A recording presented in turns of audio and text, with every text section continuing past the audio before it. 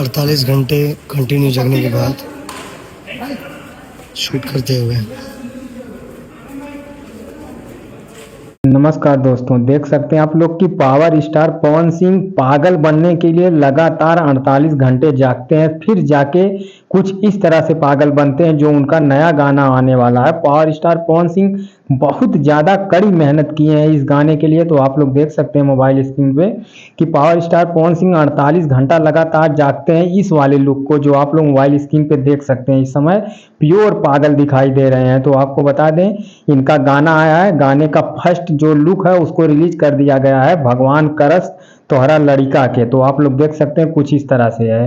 भगवान करा तोहरा लइका के एगो लइकी मिले तहरे जैसन।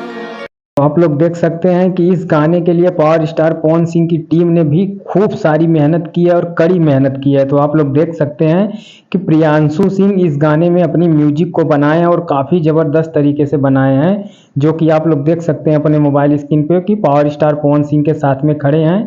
और बात करें जो इसका फर्स्ट लुक आया है, गाने की जो लिरिक्स है रोहित सिंह लिखे हैं, पावर स्टार पवन सिंह की आवाज़ में गाना है, प्रियांशु सिंह की म्यूजिक है और मीरा म्यूजिक के यूट्यूब चैनल से गाना आएगा, जिसमें आप लोग देख सकते हैं कि पावर स्टार पवन सिंह पागल बनने के लिए लगातार 48 घंटे जागते हैं। तो इस पर आप लोग क्या कहना चाहते हैं, कमेंट करके ज़रूर बताएं।